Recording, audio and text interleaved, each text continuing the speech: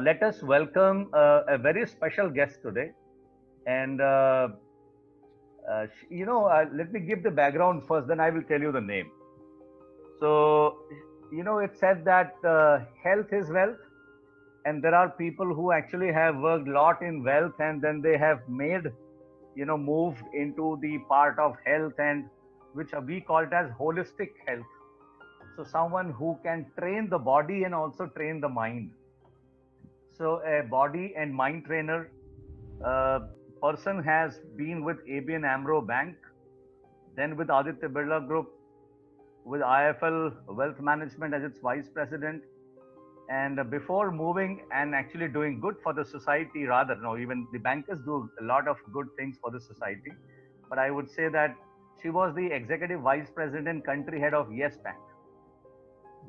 And now she is the founder of Human Capital Marketing Corporate Communications and more focusing. And she herself is a doer, a practitioner. So she is the coach who plays the game. A coach who plays the game, right? Not just coaching. I mean, not a retiral coaching, which I mean to say. It's actually she is very much into action, and she has been very inspiring and influencing. And I had an opportunity along with Mr. Balwani. I think Balwani probably. Have you joined the call, Balwani sir? I hope you are in right now. Yes, I'm on the call. Okay, great, fantastic. Hello, sir. Yeah. So Dilnawaz remembers Mr. Balwani. Exactly. Hi, Dilnawaz. Hi, how are you? So Dilnawaz Damania is the person. I think it already got unfolded to you, and so please welcome her. Dilnawaz, a very heartiest welcome to you to the family of Volsante. So glad to be here. Yeah, and you are giving us a feeling that you are right now working out, and we are actually. I just finished to work out, actually. You are working out, and so we are. We are also working on the laptops, in fact, since morning. That's the difference. But yeah, we envy your life. Good, I think. Best wishes for a great health, and it's important to really make people aware about it. And you are very special in terms that you not only train the body, which most of the fitness experts do, but you also train the mind. And in one of the sessions we were discussing about mind and the muscle, right? So muscle and the mind. So which rules what? Probably even mind needs to be muscular too, and muscles can't be built if the mind is not integrated with that. So I think it's a good thought. And you are also very active in the area of blogging and digital marketing and all that. So I think it's going to be very beneficial. Now, let me just begin by saying thank you very much for having me, and I hope everyone's doing extremely well. My fitness journey started about 6 years back, and before that I was doing a little bit of fitness, but it was very sporadic and it was not in a very scientific way. So the reason why I keep talking about the mind and the body is because I feel the mind is like the captain and the body is like the ship. So if you don't engage your mind with whatever you're doing, the ship will go haywire.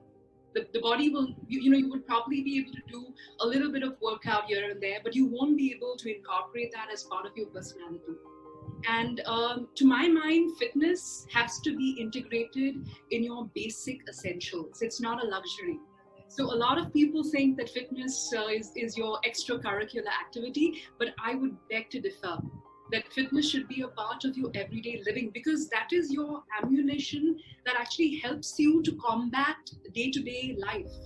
So, when we're faced with an unusual situation like COVID, for instance, it is actually much more essential for you to be active and fit during this time than ever before. And I see a lot of people giving up on their fitness during these trying times and getting depressed and getting, really dejected at home. But this is the time you need to push yourself. And as a result, when you incorporate fitness as part of your daily activities, it becomes a habit. And how are habits formed? Habits are basically formed when you keep repeating things over and over again. If you repeat something which is good, it'll be a good habit. If you repeat something bad, it's a bad habit. So my point to you is that use fitness as your pillar, as your guiding force. Don't use it as something that you do when you're free or you're feeling better. You should actually do it to feel better. It should not be the other way around. So, to my mind, one of the main reasons I got into fitness is because I saw the marked difference in my own life. And I actually started off fitness at a very low point in my life, where I was coming out of a relationship, and this actually started taking too much of my time, and slowly I realized that my whole frame of mind was changing. And that's when I realized that fitness can do so much more for your mind than anyone realizes. So the reason why I say engage your mind, because when you understand something better, you will be able to do it much more often. If you don't understand it, you'll do it mechanically, and then you'll stop for a while. So be independent as much as possible as you move forward. So you take inputs from experts, but as you move forward, try to incorporate some of these principles in your life, in a more consistent fashion. Then you will see the results, and you'll always be vibrant.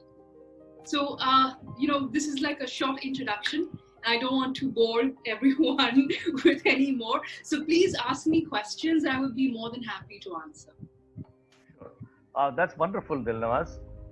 I think you also have been into the confluence of both nutrition and fitness too. That's right. Yeah.